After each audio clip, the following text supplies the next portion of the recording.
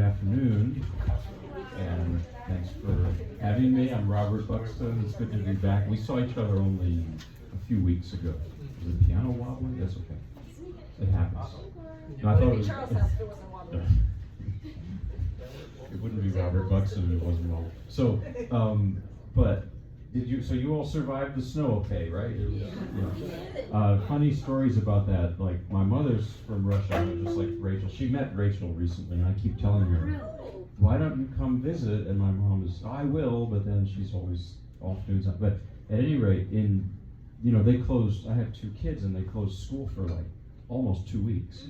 They had a delayed opening because of the freezing rain last night, which wasn't freezing. Right. And I asked my mom, would they ever close schools in Moscow? Of course, I knew the answer. Absolutely not. But there's one exception. If the temperature was Celsius below minus 45 or 50, then they would, because if you're outside for more than 2 minutes, you can just get very sick, and it's very bad. So I said, oh, so they closed school for that? Yes. And I said, so what did you do on those days? So we played outside the whole day. That sounds fun. That's what they do, yeah. And probably in places like Minnesota. Are you from Minnesota? Okay. Well, I'm from New Jersey, which is not really like a little more snowy than here. But so I like to start with a silly improvisation. I like to do silly improvisations or serious ones or whatever. And how about this? Let's do this. How about you give me some melody, some silly tune? Any old tune will do. I have to know it though. That's all. Anything. Way up on the top. Oh. Yeah. Okay. Let's take that, or at least maybe part of that. And in the style of which classical composer would you like to hear that? I don't know if I can do it. I'll do my best. Something crazy. A classical composer that you want to hear that melody. Chopin. Let's see. No. That's so why not? Take it easy on it. Switch to the challenge.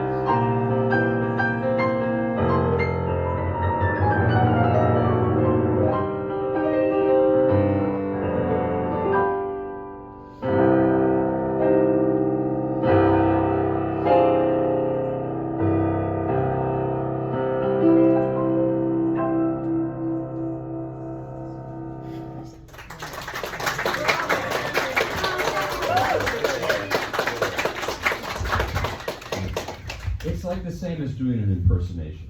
I love doing impersonations. All right, let's I don't know. Well, you want to hear one? Okay. I didn't know I would be asked like Who can I can't even say everybody. Your mother-in-law. My mother-in-law, or my mother. What's your mother doing? Oh, that's my mother. Yeah, my mother's like, well, Robert, you have to clean your room. Always with a big smile, but it can be very harsh sometimes. Like, I didn't know you were disgusted and but with a smile. And I don't know. I want to do well, and then I'll get back to the music. I can kind of imitate Bernie Sanders. I don't know. Ask me a question. And it doesn't have to be about current events. It could be about something really mundane, like what you bought at Walmart or something. Maybe Bernie, what did you buy at Walmart? well, yeah, I just set myself up. But, oh, well, I'm very glad that you asked me that question. I made sure to get the great value paper towels. They are the only kind that work, and the price is right. We don't need billionaires selling towels. Paper towels, that is. Anyway, I don't know. I can throw in more of these if you. But I somehow think that music and doing in person, I mean, it's similar because music has character and has an accent depending on what music you're playing. So some of these things I'm going to play for you, you have heard already, and some you haven't. And some I haven't very much either because they're new and I try to keep it fresh and I drive myself crazy. But the first piece I've played for you is Gluck, G-L-U-C-K, Gluck, who was a mid-18th century opera composer. And this is his Orfeo, Orpheus and Eurydice, which is a beautiful opera based on the myth of Orpheus. It's a very sad story. They're married, Orpheus and Eurydice. She dies, she goes to the underworld, and he just can't accept it. So he goes to the underworld with his harp and plays it for Hades. And Hades finally, he begs him, like, please let her come to Earth again, be alive again. And Hades finally, he's impressed by the music he plays, and he says, okay, she can go with you. One chance, though. You have one chance, but don't look back. You've probably heard that line before, someone else. And unfortunately, at the last minute, Orpheus looks back, and she's gone forever. So it's a really tragic story. But in the opera, they changed the plot. So that at the very end, Eurydice comes back, and they have this big party, and everyone lives. It's nice, But this piece is from an instrumental interlude, and it's definitely a mournful thing. It's very sad. And it's beautiful, beautifully sad. The melody from Orpheus and Eurydice. So this is not actually sung in the opera. The original is flute and strings playing. So let's see what kind of accent I can give this piece. But 18th century opera, Gluck.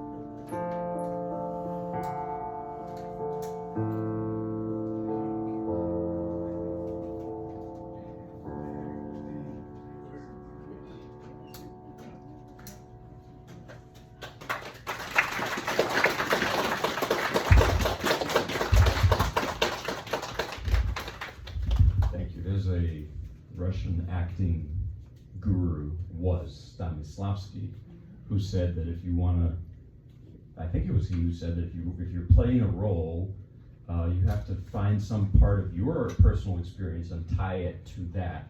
So in a very silly way, I can tell you that some of those emotions are every time they canceled school, I felt that. But this past week. But in all seriousness, I mean, the story of the Orpheus myth is loss of a loved one. Everyone can relate to that, sadly. And also, the story, the Greek myth, I like to think of myths and things as very much symbolic, obviously. And I think if you've lost someone, you might often have dreams about them, and that's like, you feel like you can still reach out to them. And I think that's what the story is. If he goes to the underworld, and there's maybe Carl Jung would have a field day with that. So I don't know. But that's what it is. The next several pieces I'm going to play, oh boy, they're tricky. This are from Schumann's Paganini studies, and there's a lot of them. There's 12 of them, and for the past few months we've been together kind of going through each one. I know you're a violinist, so you'll recognize the violin version, but Schumann in the 1830s, he heard Paganini play the violin and he was just floored, and he did these arrangements. Now the first 6, which I've played for you in this last spring or so, he didn't intend for public performance. Schumann took the original Paganini, he just added some accompaniment, and that's at least how he saw it. I think they're great arrangements. But the second set, I'm playing the last 3, so we're getting to the end of this project for you and for me. It's been a project to go through these. Schumann takes a lot more liberties with it. In other words, he makes these pieces sound like him. It's like if a translator takes a text and they try to either be very exact or they take some liberty with it. That's the second version, is what Schumann is doing here with Paganini. And Robert Schumann, he had bipolar disorder, and they didn't really have much understanding or treatment for it back then in the 1830s and 40s. So his life was quite challenging. It was really difficult. And I think that there's maybe some influence in his musical style, because Schumann it's hard to get onto his wavelength, but once you do, it's really powerful. And Schumann doesn't develop ideas in a straightforward way. The character changes a lot. It can go from one extreme to another, and I think that's what makes it really special. But I also think that the main influence on his musical style was literature. Schumann wanted to be a writer. He was a writer, but he didn't become a novelist as his main thing. But the writers that he loved, like Jean-Paul and E.T.A. Hoffmann, their style of writing is like that. It's kind of all over the place. And I think that's what it is. There's some people will say, oh, Schumann, he was crazy. I don't think he was crazy. He just had a condition. He was a wonderful person. He was a great father. He was a great husband. He just had a terrible condition. Wagner was crazy. That's for sure. He was evil and he was crazy. But Schumann was not. So I don't know. I just kind of don't agree with that sentiment. But on the other hand, my wife sometimes says that she doesn't like it when I play too much Schumann because it starts to rub off on me. I mean, I start to get a little. But seriously though, the first one that I'm going to play, it's a little longer than, it's like 6-7 minutes or something. I said 6-7 minutes. That's the kids now. They're like, I have a kindergartner and he says 6-7 all the time. I know, even that age. So, but it just changes mood so rapidly. It starts almost like that glute you just heard. It's in that character, and then all of a sudden, boom, a march. Like, where did that come from? And then all of a sudden, cheerful thing, and that's Schumann, is these sudden changes, abrupt character shifts. So here is Paganini arranged by Schumann, but I don't really, it's Schumann is what it is for me. Although, you probably hear some Paganini. We'll see.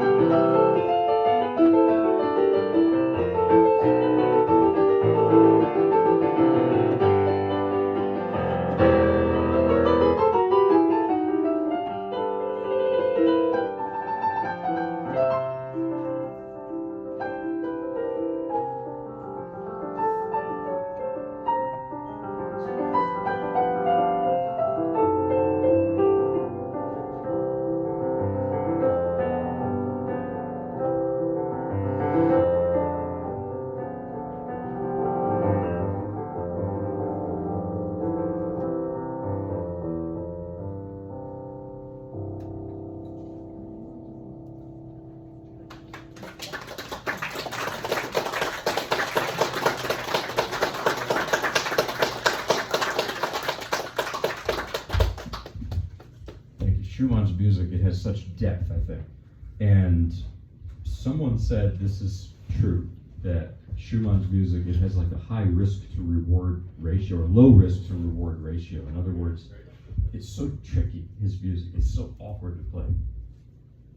But it doesn't necessarily hit you over the head with, like, how to put it, like Chopin and Liszt are much more sparkly composers. And they'll just go right, and I love them too, don't get me wrong, but Schumann has a very unique style and a very unique depth to him, but he doesn't shine the way those other composers do, but he's so tricky to play, and he doesn't sound as tricky as he really is. Maybe this next one does. This one is based on the B minor. This one you definitely probably know for the violin. Yeah, I could see you playing it already, so you can't escape it. But Schumann just, It gets in the brain. oh, it just gets, there's a brain, right? There's a brain here too. Well, sometimes, at least for me, sometimes it doesn't work. But and this one, this is one of those caprices that Paganini wrote, probably with the idea of having it be like a study for technique. I mean, it's more than that. It's a piece of music. It has character, but it also, develops your, and it's relentless. It doesn't stop. It's like that the whole time, practically. There's only one or two spots where it takes a breath, where there's a comma, where there's a semicolon, just some punctuation. And this reminds me of something my great-grandmother, who I didn't know, she had bipolar disorder. And my dad was really close to her and said that when she would sometimes be in a manic state, she would talk a lot and very fast at that. And maybe that's what this reminds me of. There is a guy his name is Richard Kagan, I think. He's a psychiatrist or psychologist and a concert pianist. And he does these presentations of all Schumann. And he explains in like diagnostic terms what's going on in the music. It's really interesting. I don't have that kind of background, so I can't do that. I can just speculate. But here is another Paganini Schumann arrangement. Oops. This sounds like thunder. This is so tricky to play. So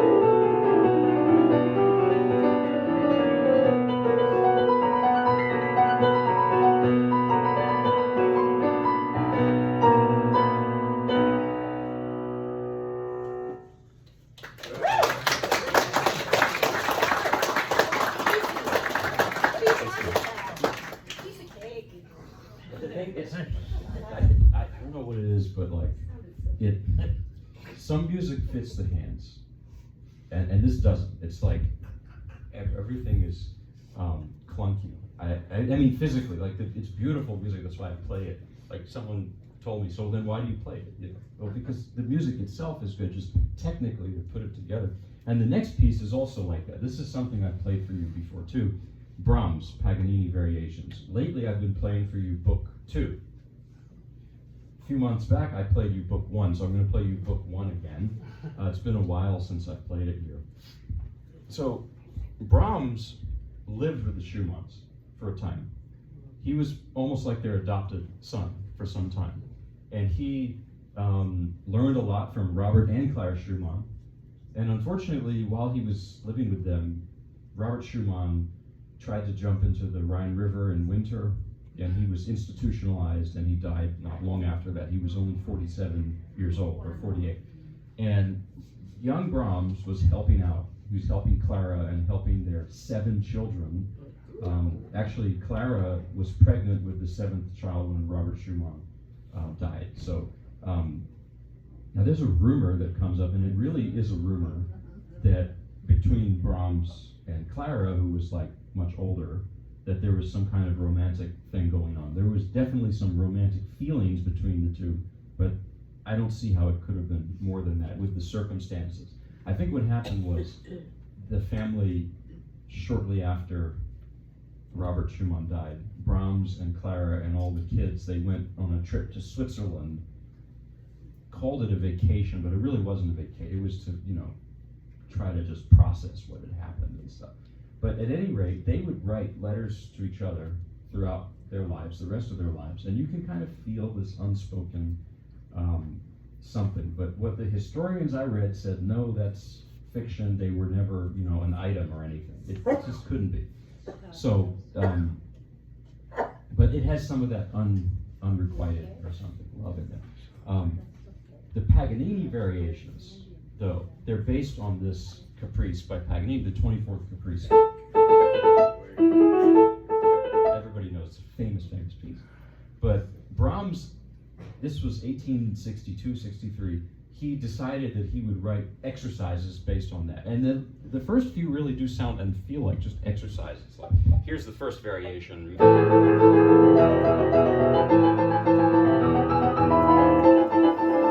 It's like just, but as he kept writing them, he realized that there was more to these pieces than physical, like technical exercises. So he changed the title and he turned it into this performance piece. But it still feels like a bunch of exercises. I was learning it and I had to go to the orthopedist because of one part. Never happened to me before. I got this pain from it. And the orthopedist said, what's causing you pain? I said, Brahms, he's causing me pain. I don't know if you've heard that every day, but so here, this is a much longer piece. This will be kind of the roast beef, the main course today. Brahms's music is like roast beef. It's heavy and just, heavy stuff. He was from Hamburg in the far north of Germany. It's cold and rainy, and I don't know. Sometimes his music has that feeling to it. There's a richness to it, like dark chocolate or something. So here.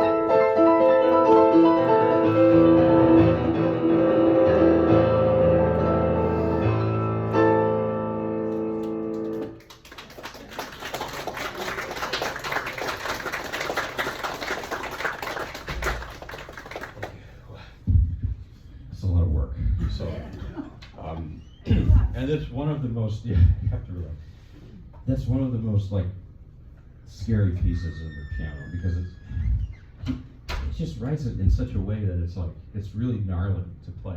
But that's part of the fun too, you know, it's like, I like crazy challenges. Like, I probably told you this last time I was here, but when we went to the beach on the New Year's Day, and I did the polar plunge, and it was kind of like playing this. It was fun, but it's one of those things where it's like slightly masochistic, but you also get some kind of gratification from it. But it's, anyway, so now I'm going to play something very different. I'm going to play French piece by Claude Debussy, and this is Beau Soir, Beautiful Evening. And it's a song, but luckily you're not going to hear me sing in French. Don't worry, this is an arrangement by Daniel Héricourt. I probably told you about him. He was a French composer who knew Debussy and Ravel and everyone in that time and place. He was born in 1903, and he ended up living mostly in Greensboro, North Carolina. See, he chose North Carolina over Paris. And his widow, his wife Jane, is very active today, and I've become friends with her, and she shares with me a lot of wisdom about, she's a great pianist and musician herself. And she's given me stacks of her late husband's music. That's where I got this. And she said, you can just have it. I said, no, I'm going to scan it and I'm going to give it back to you. That's not fair. But, you know, she's an amazing person. So I've gotten that connection to this Daniel Héricourt, this great musician. It's really something.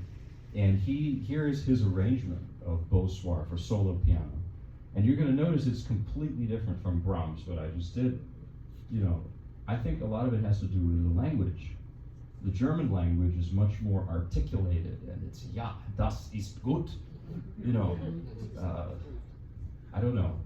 Ich habe ein Hund. It's very, you know, exact. But French, you know, it's like you have to talk like you're chewing on baguette or something.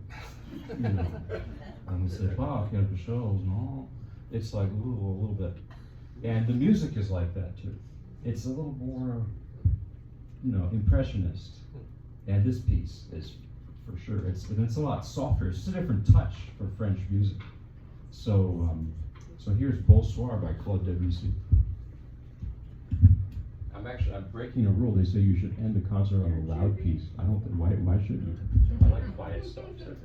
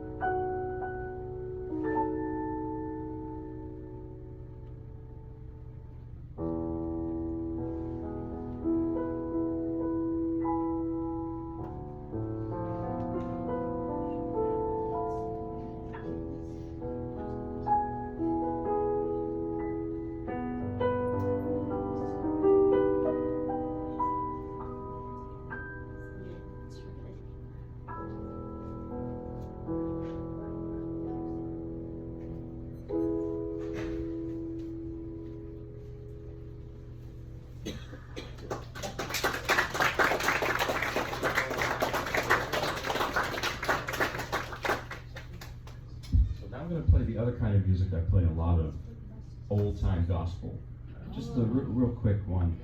This is because I think I've said this a million times. I have two immigrant parents, a mother immigrant from Russia, a dad who's an immigrant from Southern Virginia. And so, he raised me on this. Well, he's also kind of an immigrant. So, it's funny because my mother, when I was in kindergarten, they sent a census form to the home. And they asked all these questions about, like, what's your background, your heritage? And my mom she submitted it, and she told my dad, well, I looked at all these categories, and I just marked myself as other. I said, well, what did you put me as? So easy, Native American. Because, eighth generation, but so, it's not, that's not. But so anyway, I'm gonna play you, this is an old gospel tune called Life is Like a Mountain Railroad. And I'm gonna add a little bluesy, I don't know. There's the three cousins from Louisiana who I'm stealing a little bit from. Mickey Gilley, Jerry Lee Lewis, and Jimmy Swaggart. He was different, but I was listening, he passed away a few months ago, and I was listening to a recording of him playing, and my wife overheard. She said, oh, so that's where you're taking it from. I don't tell people that much, because I had an uncle who would tell me, when he heard me play gospel like this, he'd say, now all you need is a TV show, and you just go on there and cry. Yeah, okay, so anyway, here is Life is Like a Mountain Railroad. I'm not going to sing, don't worry, I just can't. So I try, and I open one. My wife's playing the Mozart Requiem with a choir, accompanying. And I remember when I was in school, I had to sing, they put pianists in the choir, even though we couldn't sing, because they had to do something with us when the string players did orchestra. And I thought I remembered, I took the sheet music, I said, I can sing you the bass part. I started singing it, it just sounded like, I don't know. It sounded so bad, so I can't sing. So here it is. Here we go.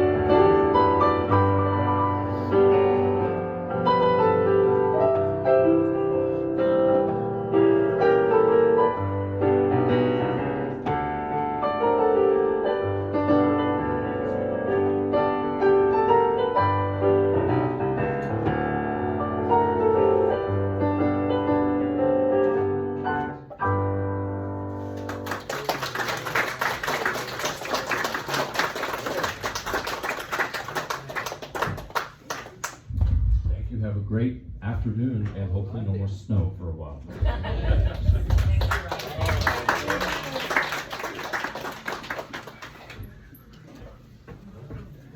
It's cold and you don't like to shovel.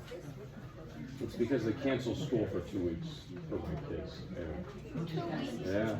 It's just one day. I know. But